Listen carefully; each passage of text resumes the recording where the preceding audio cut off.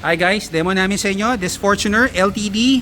So if you are looking for setup for the Fortuner, so check out our videos, JC Garage. Punta kayo sa YouTube, JC Garage. Tingnan niyo yung mga videos namin. So ito, demo lang namin sa inyo kung paano namin sinetup itong Fortuner LTD 2023 medium setup na to. So medyo kompleto na to. So in-upgrade natin yung loob, labas, at saka yung mga basic upgrade. So imagine this is your Fortuner. Tapang ng look, 'di ba? So, gwapo ni sporty, mas pinaganda lang natin siya lalo. So, ito yung ginawa natin sa Fortuner LTD. So, first, nilagyan natin siya ng skid plate. Nilagyan natin siya, protection sa ilalim. Para pag ino-offroad mo siya or dinala mo sa farm. Tsaka syempre, gwapo, di ba? So, tingnan nyo. Kitang-kita nyo sa likod. Pa-approach ka pa lang. Napaka-aggressive look pag may skid plate. Ganda, di ba? So, ito yung front look. Then, kung napansin nyo, yung ilaw ng Fortuner mahina kasi yung fog light eh. So pinalitan natin siya ng projector type fog light. So kita nyo, morning na morning, ayun yung cut off oh, sobrang lakas. So yung mga may Fortuner, mahina yung fog light nyo. Ito yung solution namin. In-upgrade namin siya ng LED projector. So projector na siya. Same na siya sa ilaw mo. Projector. Then kung nakita nyo, naka DRL always on siya. Kahit naka fog light, naka ilaw siya. Yung sa inyo, pag binuksan nyo, wala siyang ilaw. Then nilagyan natin siya ng supersonic horn. Yan yung malakas sa aming busina. Demo, busina. Yan, super lakas, supersonic horn. Then nilagyan natin siya ng hood logo. Ito yun. Mas maangas. So same na siya sa mga Indonesian version. Sorry. Same na siya sa Indonesian version. May hood logo. Then nilagyan natin siya ng black garnish. So mas aggressive yung stance. Mas matapang. Then side view. Ito, nilagyan natin yung rubber hood lining version 2. This is available sa Shopee and Lazada para hindi nagdudumi yung engine, para malinis. So, ito yung rubber hood lining. Ito, nilagay natin.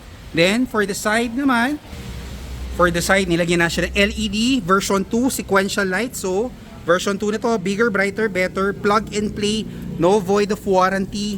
Plug and play. Then, nilagyan rin natin siya, of course, another auto folding. So, auto folding system.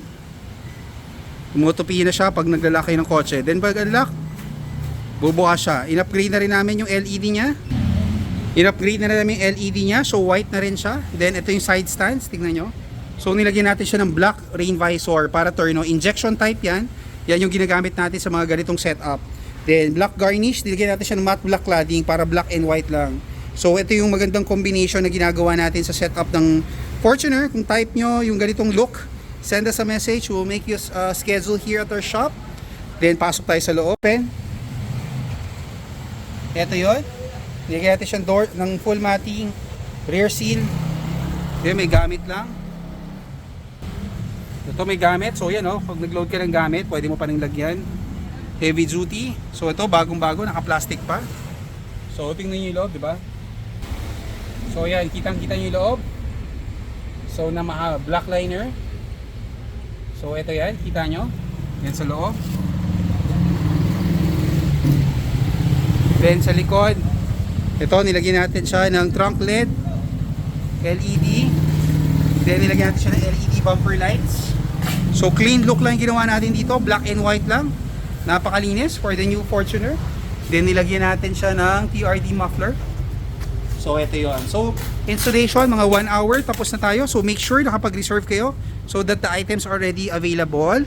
So please do check out our video sa YouTube, JC Garage. Type it doon, JC Garage sa YouTube para makita nyo.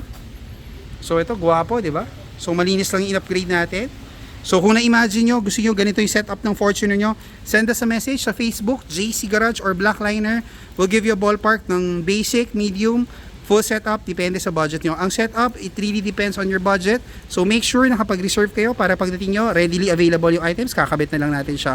1 hour tapos na kapag nakapag-reserve kayo ng items. Then kustomize na lang natin yung setup na gusto nyo na bagay para sa inyo. So hope to see you soon at our shop. Please don't forget, subscribe on our YouTube and like the video para makikita nyo yung mga new and latest videos namin. Thank you!